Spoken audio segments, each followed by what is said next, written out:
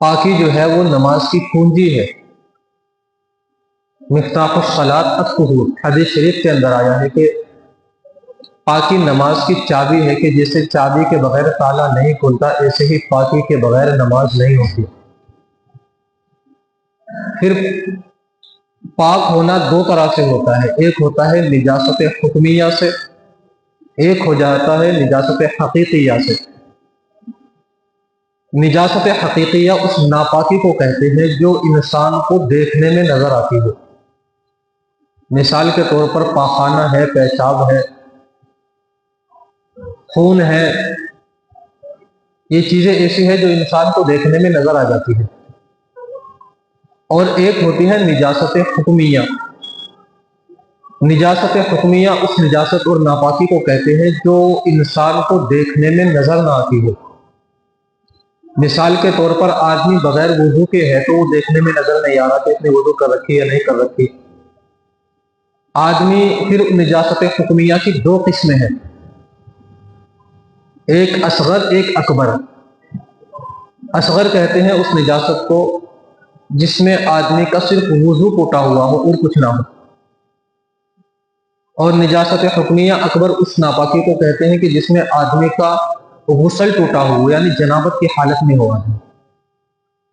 تو نماز کے اندر نجاست حقیقیہ جو نجاست دکھائی دینے والی ہے وہ بھی، اور نجاست حکمیہ جو نجاست دیکھنے والی نہیں ہے وہ بھی، دونوں سے پاکی حاصل کرنا ضروری ہے۔ یعنی آدمی باوضو بھی ہو، حالت جنابت سے بھی پاک ہو، اور اس کے ساتھ میں اس کے جسم پر پیشاب، پاخانہ یا کوئی اور ناپاک چیز اس کے جسم پر نہ لگی ہو، اس کے بدن پر نہ لگی ہو۔ تو سب سے پہلی بات تو یہ۔ اس کے بعد پھر مسئلہ آتا ہے کہ وضو کا طریقہ۔ جیسا کہ میں نے شروع میں بتایا کہ انشاءاللہ آج صرف مذاکرہ ہوگا، اسی چیز سے متعلق بات کریں گے، نماز سے متعلق، وضو سے متعلق۔ نماز میں کیا چیزیں فرض ہے، کیا چیزیں سنت ہے، کیا چیزیں واجب ہے، یا وضو کے اندر کیا چیزیں فرض ہے، کیا چیزیں سنت ہے، کیا چیزیں ضروری ہے۔ یہ بہت غور سے سننے کی بات ہے۔ کسی آدمی کے ذہن میں کوئی بات آ جائے جو نہ بتائی جائے، کہیں آ جاتی ہے کوئی اپنی شکل و صورت، اس کو اپنے ذہن میں یاد رکھے، وہ بعد میں پوچھ لے۔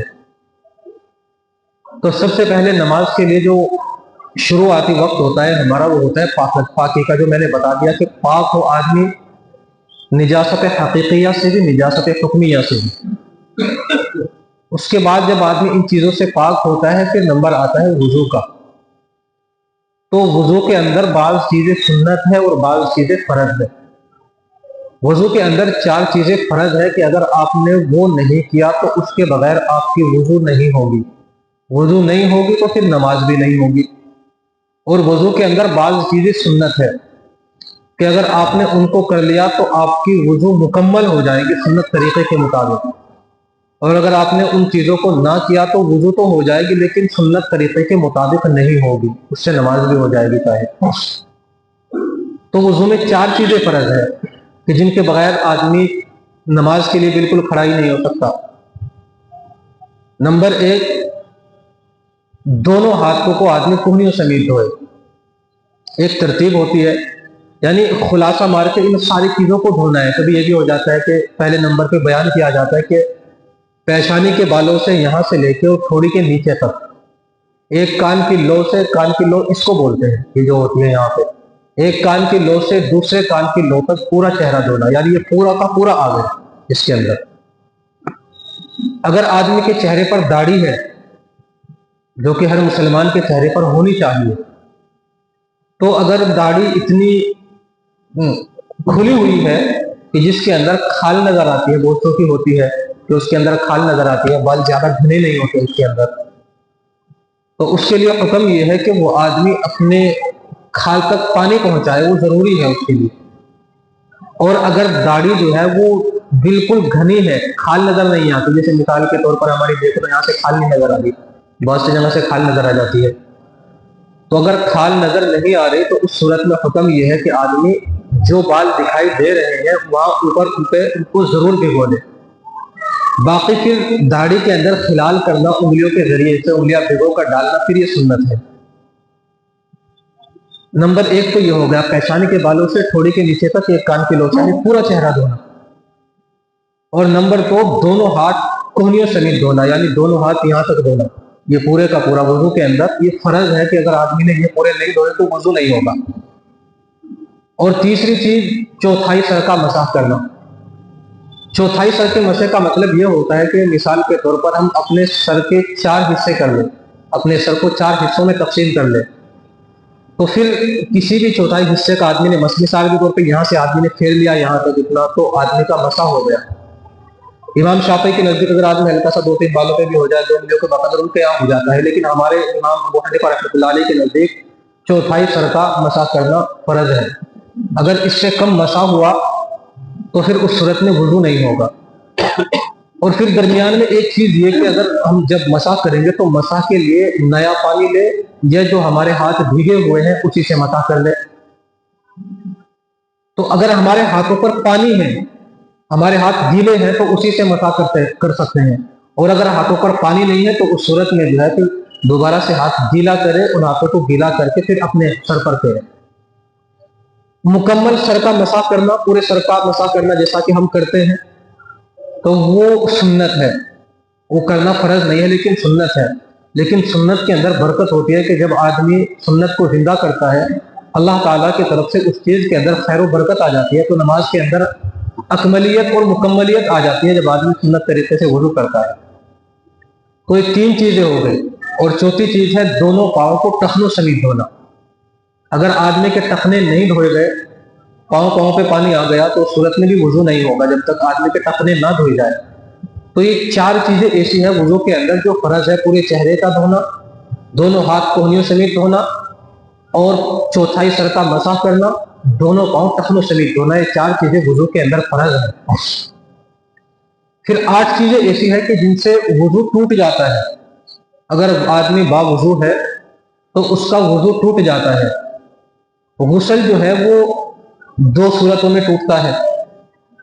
मिसाल के तौर पर आदमी ने अपनी बीवी से सोहबत की तो आदमी पर गुस्ल वाजिब हो जाता है, या आदमी को सोते हुए में एहतलाम हो गया तो उस सूरत में गुस्ल वाजिब हो जाता है। गुस्ल वाजिब होने की सूरतें ये है, बाकी इसके अलावा जहां पर भी गुस्ल होता है वो सुन्नत होता है। कभी कभी ऐसा होता है कि आदमी सोया हुआ है, आदमी को याद नहीं कि मुझे एहतलाम हुआ है, उसके कपड़ों पर बसा औकात दिखाई दे जाता है। सो के उठने के बाद उसने देखा कि मेरे कपड़े खराब है, तो उस सूरत में उस पर गुस्ल फर्ज हो जाता है।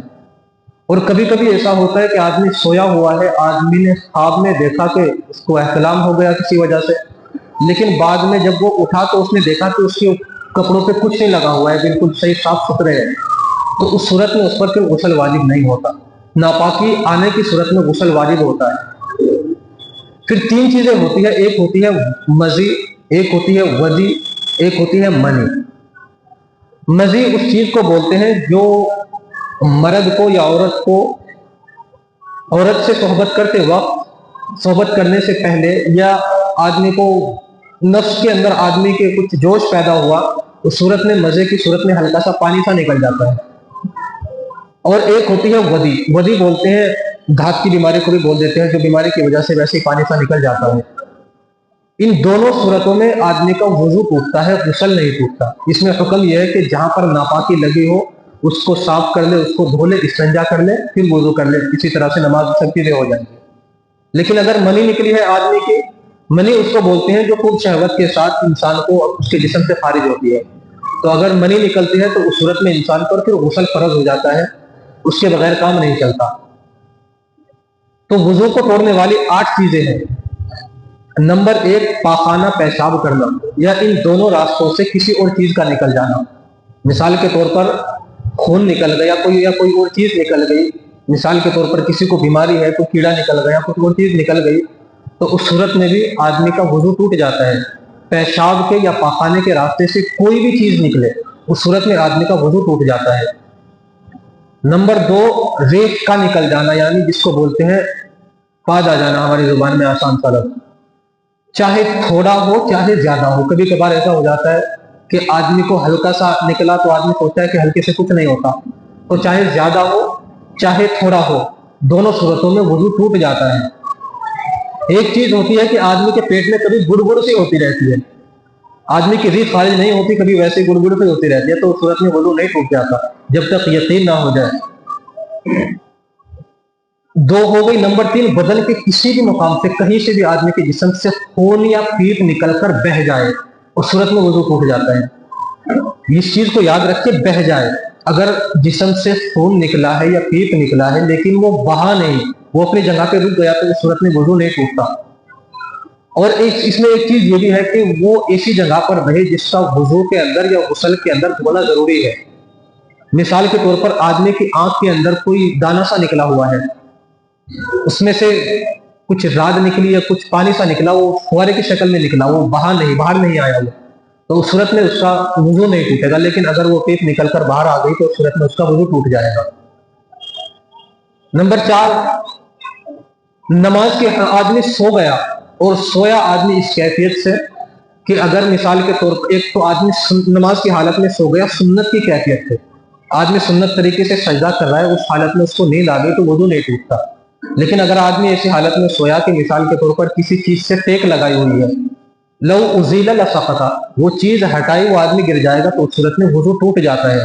क्योंकि सोने की हालत में जो इंसान के आज़ा होते हैं वो ढीले पड़ जाते हैं, उसको पता नहीं चलता कि रीह खारिज हुई, क्या हुआ क्या नहीं, तो इसलिए उससे वुजू टूट जाता है। नंबर 5, रुकू सजदे वाली नमाज में कहकहा लगाकर हंसना, जोर से हंसना। जोर से हंसने की मकदार यह है कि आदमी कम से कम बराबर वाला सुनने के लिए हंसा। इसका मतलब ये नहीं कि आदमी पूरा खिलखिला के दांत दिखाकर ये से, बल्कि आदमी ऐसा हंसा कि बराबर वाले को सुनाई दे दिया कि आदमी हंसा, तो उस सूरत में उसकी वुजू टूट जाएगी। लेकिन अगर आदमी जनाजे की नमाज में हंस गया इत्तेफाक से, तो उसकी नमाज टूट जाएगी, उसका वुजू नहीं टूटेगा। रुकू और सजदे वाली नमाज की हालत में हंसने से वुजू टूट जाता है, और अगर वैसी नमाज है तो उस सूरत में नमाज टूट जाएगी, वुजू नहीं टूटेगा। नंबर 6, पागल हो जाना, मजनून जिसको बोलते हैं। अगर आदमी पागल हो गया, मजनून हो गया, तो आदमी की उस वक्त भी आदमी का वुजू टूट जाता है। और इसी तरीके से कै आ जाना, उल्टी आ जाना, कि अगर आदमी को उल्टी आ गई तो उल्टी होने से भी आदमी का वुजू टूट जाता है, चाहे थोड़ी हो चाहे ज्यादा हो। उल्टी आने से आदमी का रोजा नहीं टूटता, चाहे थोड़ी हो चाहे ज्यादा हो। अगर आदमी ने रोजे के लिए, ये मसला है कि अगर आदमी ने वुजू की, वो कै की आदमी ने रोजे की हालत में, चाहे वो ज्यादा थी चाहे थोड़ी थी, तो वुजू नहीं, वो उससे रोजा नहीं टूटेगा। लेकिन अगर आदमी ने, ये तो उस सूरत में है जब कै खुद ब खुद आए, और अगर कै आदमी जानबूझ के करे तो फिर उस सूरत में अगर आदमी उस कै को अंदर वापस ले ले तो उस सूरत में उसका रोजा टूट जाता है। वैसे नहीं टूटता। आमतौर से आदमी को अगर उल्टी हो जाए तो आदमी रोजा तोड़ देता है कि जी रोजा टूट गया, या खट्टी डकार आ गई रोजा टूट गया, तो इन चीजों से रोजा नहीं टूटता। तो ये चीजें हैं, इन चीजों से वुजू टूट जाता है। तो इनमें से कोई रह भी गई शायद, मेरे ख्याल से रह गई, ध्यान में नहीं आ रही, तो इनसे वुजू टूट जाता है। दो चीजें बयान हुई, एक तो नमाज के लिए क्या जरूरी है, दूसरी वुजू किन चीजों से टूट जाता है। अगर ये चीजें पेश आ गई, वुजू टूट गया, दोबारा से आदमी वुजू करे, फिर उसके बाद आदमी नमाज पढ़े।